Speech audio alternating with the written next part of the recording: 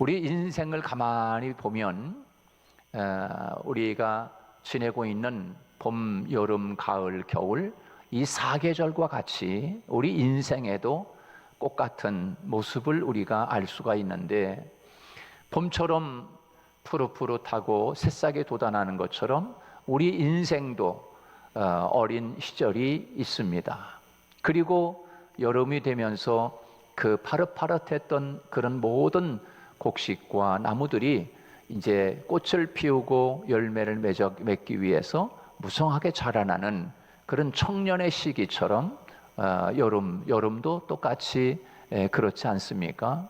그런가 하면 이제 가을이 이렇게 되면서 무르익어가는 모든 곡식과 또 과일들을 바라보면서 우리 인생에도 언젠가는 분명히 가을과 같이 우리 인생의 마지막 이제 열매를 거두을 때가 되었구나라고 하는 것처럼 우리 인생에도 가을이 찾아오는 시기가 있는 것 같습니다.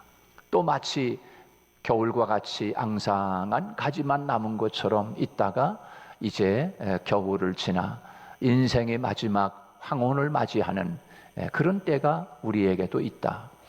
그런데 오늘 지금 우리들이 지금 지내고 있는 지금은 가을이지 않습니까? 가을이 되면서 이렇게 모든 곡식과 열매들이 주렁주렁 열린 그런 모습 속에서 우리 인생도 언젠가는 이렇게 가을의 열매들을 맞이하고 또 결산할 때가 분명히 오겠구나, 그런 생각을 했습니다.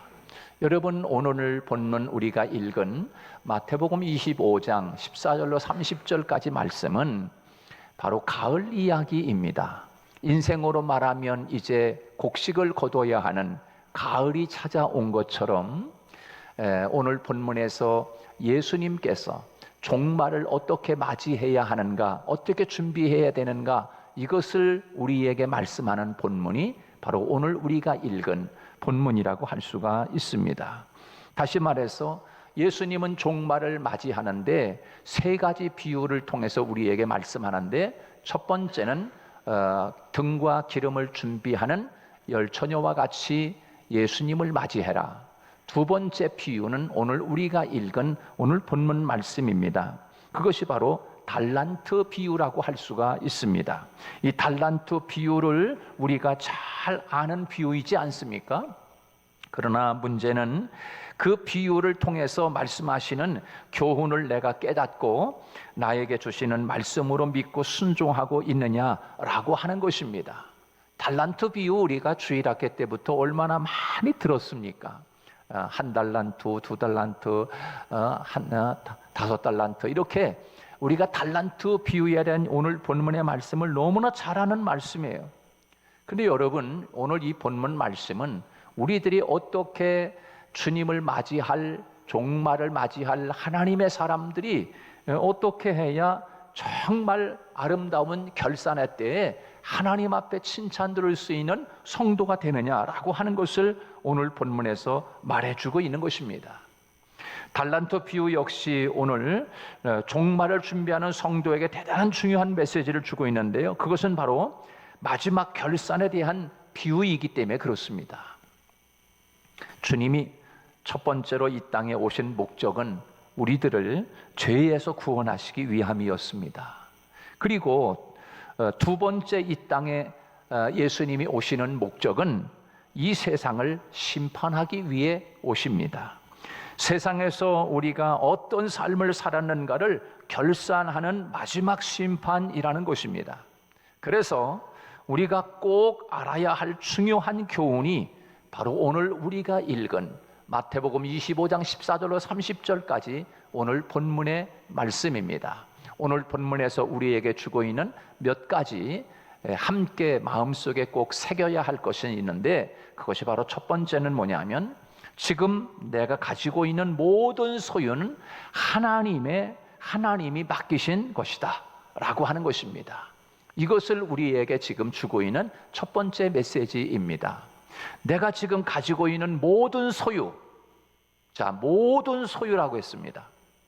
일부분이 아니라 여러분이 가지고 있는 모든 소유는 하나님이 나에게 맡겨주신 것이다 라고 하는 것을 예수님이 오늘 본문을 통하여 가르쳐주고 있습니다.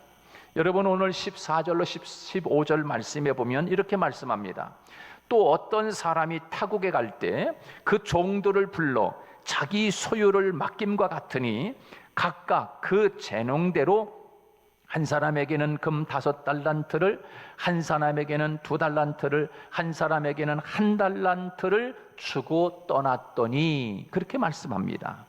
어떤 사람이 타국에 가면서 자기 종들에게 자기 소유를 맡겼다는 겁니다.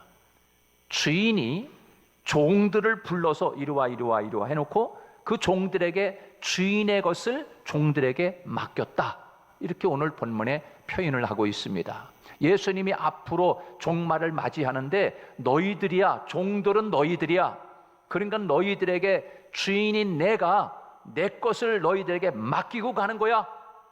이제 타국에 갔다가 내가 오랜 후에 돌아올 때 결산할 거야 라고 우리에게 말씀해 주고 있죠. 그러니까 우리들의 가진 모든 것은 다 하나님이 내게 맡겨주신 것이 사실인 것입니다. 15절 말씀에 보니까 주인이 자기 종들을 불러서 자기 재산을 맡기고 떠났다고 이야기하고 있습니다. 소유권을 넘긴 것이 아니라 맡겼다 하는 것입니다. 소유권을 넘긴 거하고 잠깐 이것 좀 갖고 있으라고 이것을 맡긴 거하고는 전혀 틀린 것입니다. 그런데 우리는 종종 착각을 합니다. 내게 속한 모든 것을 다 내 것인 줄을 생각합니다. 그래서 내 마음대로 합니다. 언제 한번 주님께 묻고 행동한 적이 없습니다. 갑자기 많은 돈이 생겼습니다. 하나님, 이거 어떻게 해야 할까요? 어떻게 사용해야 하나님 기뻐할 수 있습니까? 라고 한번 정말 제대로 한번 하나님 앞에 묻고 행동한 적이 있느냐? 내 인생은 나의 것이기 때문에 내 마음대로 할 수 있다고 그렇게 생각을 합니다. 그러나 여러분, 우리는 하나님의 소유를 맡은 청지기입니다. 청지기는 주인이 아닙니다. 그야말로 종이라는 것입니다. 그래서 본문에서 우리에게 깨닫게 해주시는 진리는 내 모든 소유가 내 것이 아니라는 사실입니다. 여러분도 그렇게 믿습니까? 여러분이 가지고 있는 모든 소유가 내 것이 아닌, 이것은 내가 주인이 아니라는 사실을 그렇게 알고 있습니까? 한번 묻겠습니다. 오늘 여러분 다른 건 다 필요 없고 여러분의 몸이, 여러분의 생명이 여러분 것입니까?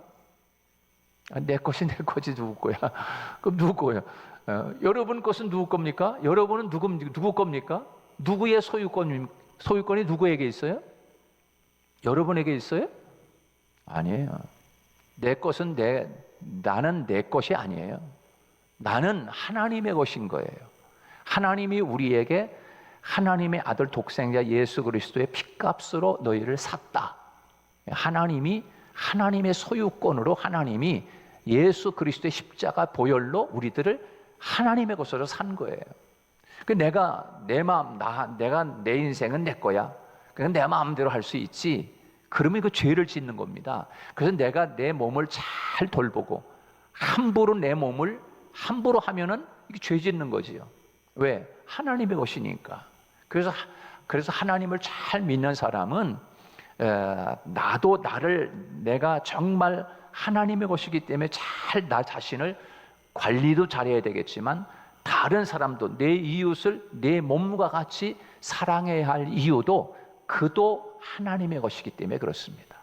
그래서 내 몸이, 내 생명이 내 것이 아니라고 하면 내게 가지고 있는 모든 것들이 내 것이냐 말이에요. 내게 내 것이냐 말이에요. 아니죠. 하나님의 것이지요. 저는 이 종말 신앙에 관한 말씀을 읽고 묵상할 때마다 항상 떠오르는 것이 있습니다. 그게 뭐냐면 우리가 옛날 어릴 적에 집 밖에 이렇게 대문 옆이나 뜰 같은 데 이렇게 해놓고서 소꿉장량을 해놓고 이렇게 막 차려놓고 아주 많이 차려놨잖아요. 차려놓고 막 이렇게 그릇 같은 거, 조개 껍질이라든가 아니면 뭐 병뚜껑이라든가 이런 거들 해놓고서 다 뭐 집처럼 해놓고 너는 오빠하고 나는 엄마하고 너는 아들 너는 딸 이렇게 하면서 막 속곱장량하면서 놀았잖아요. 놀잖아. 한참 그냥 벌려놓고 한참 그냥 많이 벌려놓고 놀다가 집안에서 엄마 아빠가 얘들아 부르는 소리가 들리잖아요. 아우 지금 한참 놀 때가 지금 한참 지금 이거 잘 차려놨는데 지금 벌써 엄마 아빠가 나를 부르네. 그럴 때가 있잖아요. 한참 더 놀다 갔으면 좋겠는데 놀긴 어딜 더 놀아. 엄마 아빠가 들어와라 그러면은 그동안 속곱장량하던 모든 것들을 그대로 두고 네 그러고서 집 안으로 뛰어들어가서 손 씻고 밥 먹고 이제 자잖아요. 그런 것처럼 여러분 우리는 언젠가는 하나님이 저와 여러분에게 맡겨주신 달란트를 다 속곱장난하던 세상의 모든 것들을 다 그대로 두고 하나님이 와라 그러면 그대로 두고 하나님 앞에 빈손으로 가는 거예요. 빈손으로. 우리는 이것을 잊지 말아야 돼요. 주인이 오라고 하면 그대로 두고 가는 거예요. 그대로 두고 가는 거예요. 그래서 아주 신실한 욥 우리가 잘 알지 않습니까? 그 욥은 자기 모든 것을 다 잃어버렸어요. 몸마저 병들었을 때 그가 무엇으로 고백하는가 하면 이렇게 고백합니다. 욥이 고백하는 고백이에요. 욥기 1장 21절 22절에 보면 이르되 내가 모태에서 알몸으로 나와 싸운즉 또한 알몸이 그리로 돌아가올지라.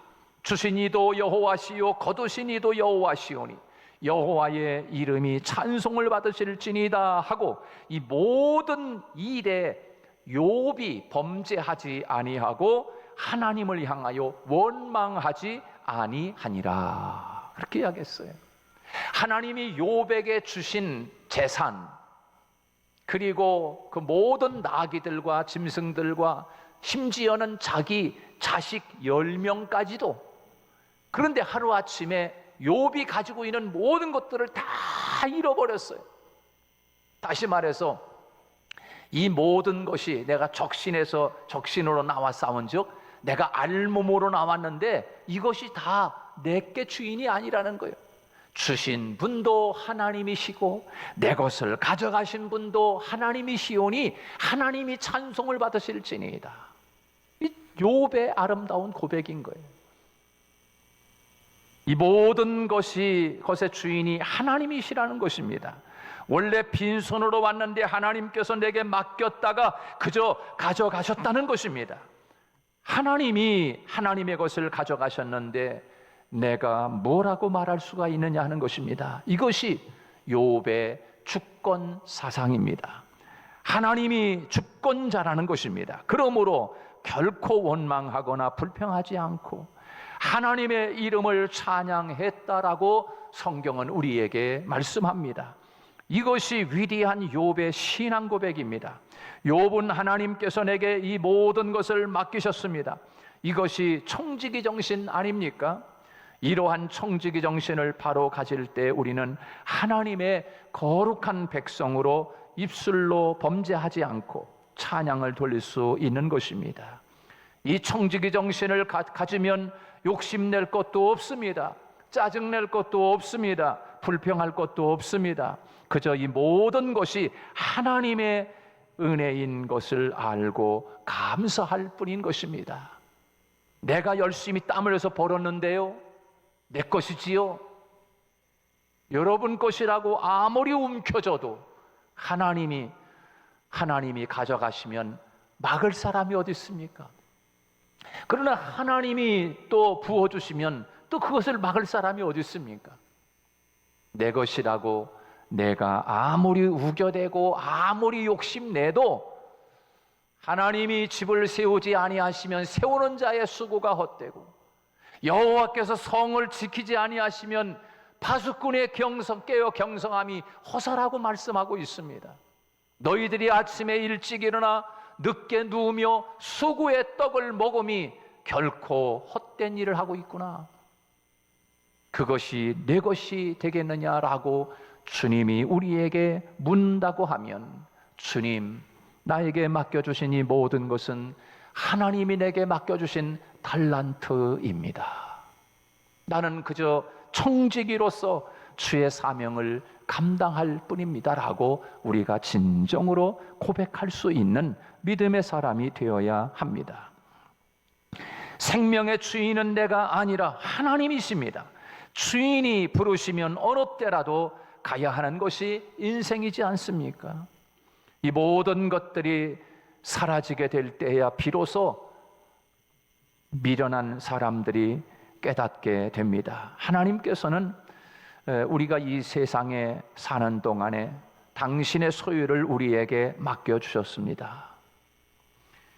오늘 본문 말씀을 여러분 다시 보시기 바랍니다. 15절 말씀에 보면 각각 그 재능대로 하나에게는 금 5달란트를, 하나에게는 2달란트를, 하나에게는 1달란트를 주고 떠났다, 그렇게 이야기하고 있습니다. 주인이 종들에게 달란트를 맡겨주실 때 그 재능대로 맡겨주셨다는 거예요. 여기서 이 재능대로라고 하는 말이 무엇입니까? 그 사람이 감당할 수 있을 만큼 그릇대로 맡겼다는 의미입니다. 영어 성경에서는 그의 능력에 따라 라고 번역하고 있습니다. 그 사람의 능력에 따라 어떤 사람에게는 5, 어떤 사람에게는 2달란트 이렇게 맡겼다는 거예요. 그러므로 주인은 그 종들의 능력에 따라 한 종에게는 5, 한 종에게는 2달란트, 한 종에게는 1달란트를 맡겼습니다. 제가 이 금 1달란트가 얼마쯤 되는가 제가 한번 찾아봤더니 금 1달란트는 6,000데나리온인데 당시에 이 데나리온이라고 하는 것을 보니까 한 데나리온, 6,000데나리온이요, 한 달란트가. 그러면 그 6,000달란트, 6,000데나리온, 데나리온인데 그 한 데나리온은 노동자 하루의 품삯에 해당합니다. 1데나리온이. 그러니까 6,000데나리온이에요, 한 달란트는. 그러므로 한 달란트는 노동자가 20년 동안 쓰지 않고 모아야 되는 돈이 바로 한 달란트, 금 1달란트입니다. 그러니까 하루에 10만 원씩 계산해서도 6억이나 되는 그런 큰 돈을 맡긴 거지요. 그건 더군다나 5달란트를 맡긴 사람은 얼마나 크겠어요. 한 달란트만 해도 벌써 6억이나 되는 그런 돈인데, 이 5달란트를 받은 이 사람은 한 사람의 노동자의 100년 동안의 품삯을 모아야 이 5달란트를 모을 수가 있는 것이요. 중요한 것은 스스로 착각해서 자신의 은사를 알지 못하다가 또 자신이 감당할 정도의 분량을 과소평가하거나 과대평가해서도 안 된다는 것입니다. 그래서 사도 바울은 로마서 12장 3절에서 이렇게 이야기합니다. 내게 주신 은혜로 말미암아 너희 각 사람에게 말하노니 마땅히 생각할 그 이상을 생각하지 말고 오직 하나님께서 각 사람에게 나누어 주신 믿음의 분량대로 지혜롭게 생각해라, 이렇게 말씀하고 있습니다.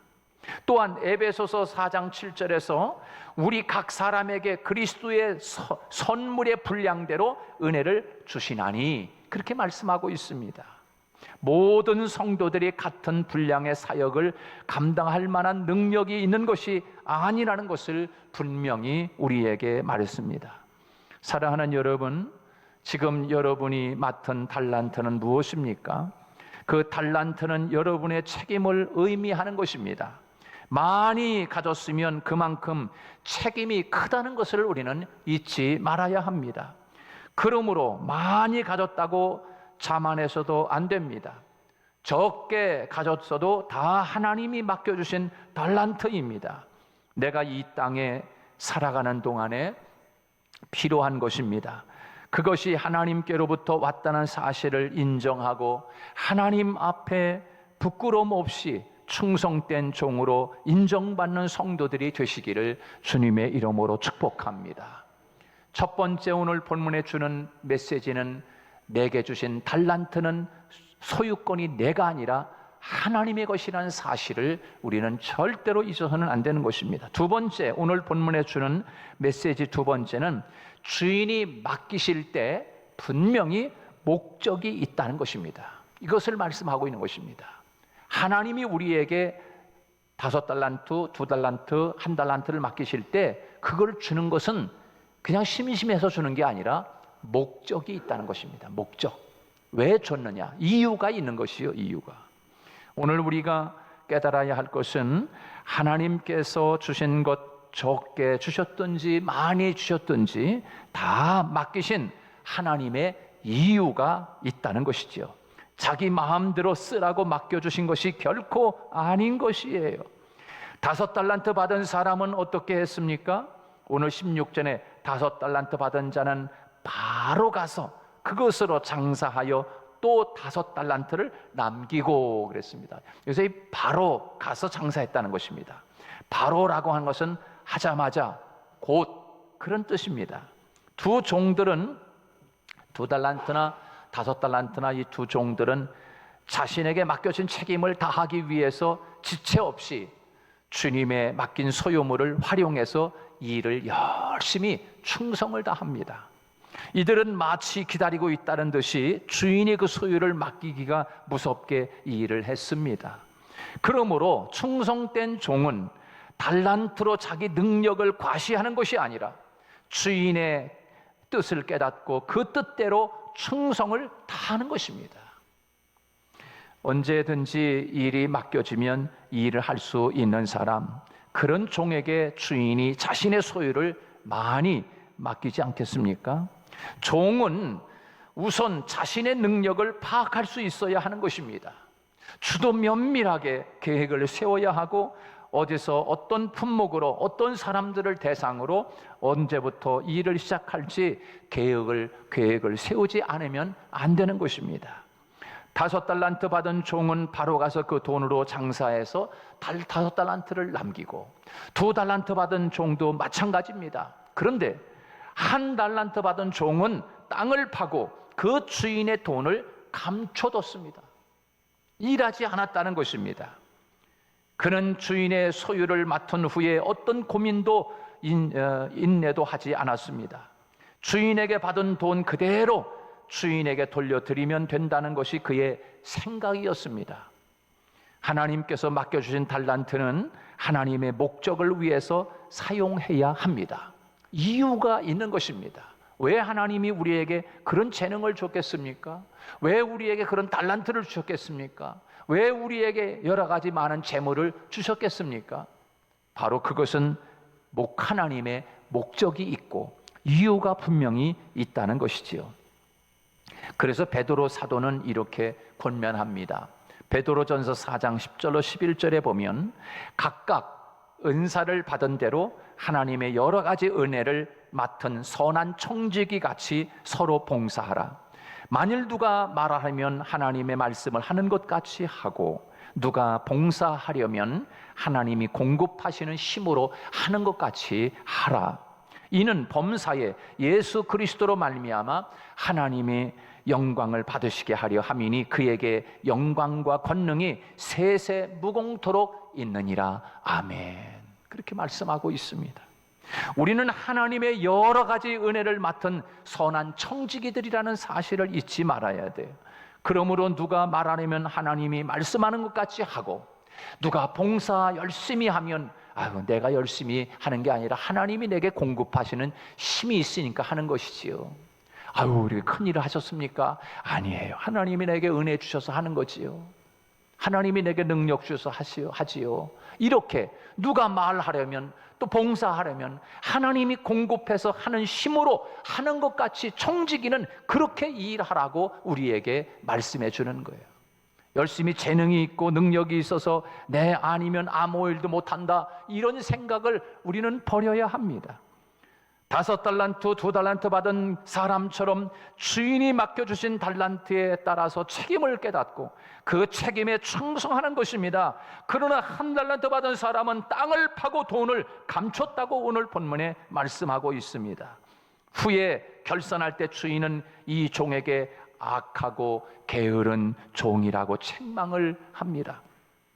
그러므로 하나님의 뜻을 알고 그 뜻대로 순종해서 하나님 앞에 인정받는 충성된 그런 종들이 되시기를 주님의 이름으로 축복합니다. 분명히 하나님께서 우리에게 달란트를 맡겨주실 때는 이유와 목적이 있다는 것을 우리는 잊지 말아야 합니다. 마지막 오늘 본문에서 세 번째로 주시는 메시지가 무엇입니까? 그것은 모든 것은 결산의 때가 있다. 결산의 때가 있다라고 하는 것을 우리에게 교훈하고 있습니다. 종말을 어떻게 준비할 것인가? 분명히 하나님은 우리에게 하나님의 것을 목적을 가지고 이유를 가지고 우리에게 5달란트 혹은 2달란트 혹은 1달란트를 하나님이 맡겨주셨습니다. 그리고 이유가 있기 때문이죠. 목적이 있기 때문이죠. 이제는 분명히 결산할 날이 올 것입니다. 주님은 이렇게 말씀했습니다. 주님께서는 사도행전 1장 11절에서 이르되 갈릴리 사람들아 어찌하여 서서 하늘을 쳐다보느냐? 너희 가운데서 하늘로 올라가신 이 예수님은 하늘로 가심을 본 그대로 오시리라 하였느니라. 여러분, 주님이 이 땅에 다시 오실 줄로 믿습니다. 주님이 다시 오시는 것은, 두 번째 오시는 예수님은 심판하시기 위해서, 결산하기 위해서 예수님이 이 땅에 다시 오신다. 분명히 결산할 날이 있을 것입니다. 각각 나눠준 대로 다 모여라. 어떻게 잘했냐? 주님이 결산할 것입니다. 그때 칭찬받는 저와 여러분이 꼭 되시기를 주님의 이름으로 축복합니다.